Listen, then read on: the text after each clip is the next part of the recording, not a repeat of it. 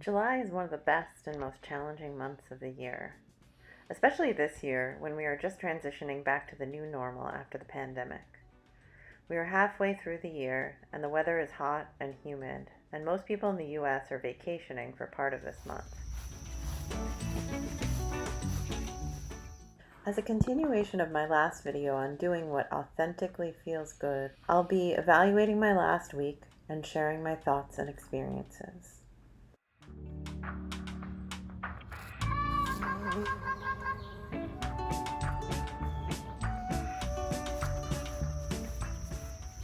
I'm getting used to being on camera and editing videos, so I'm trying to accept my imperfection and also be brave.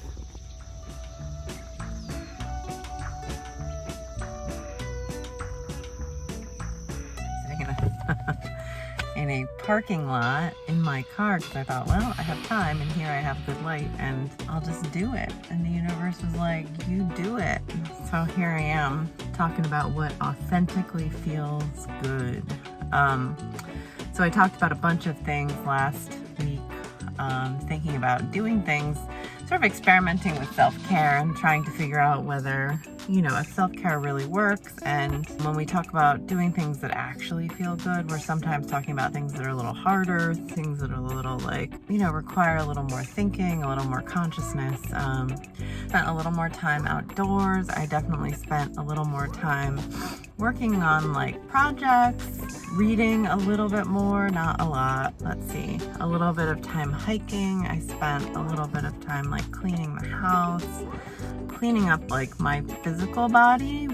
And so I just wanted to talk about some of my successes and what made them successes. And then one of the ways that I've been thinking about things this week is what would a person with integrity do? When I'm in a situation where I'm like, oh, I want to do the lazy thing. I just want to go home and eat. I just want to go home and watch TV and eat. I just want to eat the ice cream. I sort of say, what would a person with integrity do in this situation? Someone who had promised themselves that they were going to do things that felt authentically good. What would that person do? And so I try to do those things. And also if I say I'm going to do something, or if I, stupid stuff, I saw the trash cans were at the end of the driveway and I don't really like bringing them in. I just let my husband do that, but I did it because it was the nice thing to do and it felt good. So building self-esteem by doing esteemable acts, that sort of helped. I found that being more conscious led me to, instead of freaking out in social situations, I sometimes worry when I'm in social situations that people don't like me. I worry that they don't want me there, and I found myself in a social situation and, it was one of those wonky situations where it's two other people and I feel like the third one that doesn't belong there. And, I just decided I'm going to be of service in this situation and put myself in their shoes and think about what they may be worried about, what they may be fearful of, and try to sort of be an assistant to that. So that was super useful. I think being conscious of my inner dialogue has also been really good, slowing down and being conscious of what feels good, what's going on inside my head, and listening to what's going on inside my head, which is often that's so stupid. That's what I say a lot, that's so stupid about something that I've said or done or said in the past or done in the past. And I'm just talking back to myself now and saying no, it's not stupid. I was doing my best, whatever. And obviously sometimes you do stupid stuff, but most of the time that voice in my head is just calling me out for putting myself out there, for taking a risk, for misspeaking, something like that. Not usually when I've actually done something wrong, because I can recognize when I've done something wrong and apologize for it. So listening to that inner dialogue and correcting myself has been a really good thing. I've also been giving myself credit when I do something well, and sometimes it's dumb stuff, right? I tell myself if I look nice, or if I did something well. I've been doing yoga also. My husband and I have been doing yoga the last week and a half, maybe, every night. And it's been really hard. Oh my God, it's been so hard to keep to a 20-minute yoga routine every night. But I'm giving myself credit every day for doing that. I am giving us both credit because, that's not easy to keep up something like that. And then the other thing I've noticed with this increased consciousness is that like I'm a little more conscious of what I want in terms of food. So even just now, like I'm on my way to meet some people, but I'm early, and I wanted like a smoothie or something, but there's nothing open around here. So there's an ice cream place nearby. And I think in the past I would have been like, let me just get ice cream because I want something. You know, I don't really want a ton of sugar because I know it's gonna make me feel like crap. I just decided not to. It's getting really hot in this car. So I think I've been able to make some more conscious decisions, not all the time. Like I still overeat a bit and emotionally eat a bit, but I am able to like kind of make more conscious decisions based on like what feels good, what authentically feels good to me. So that authentically is a really important part.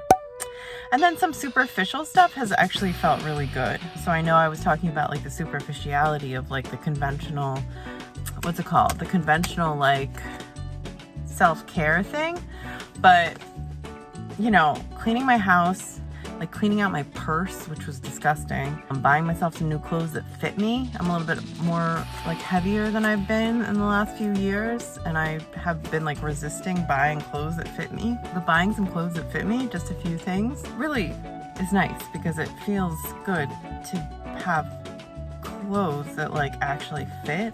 I highlighted my hair, which I think I did an okay job with, but I did it myself and I felt pretty good about that. And then yeah, I bought myself like a little special Japanese like wood thing that you put in the shower, and it smells like Japanese cypress, which is an amazing smell, by the way.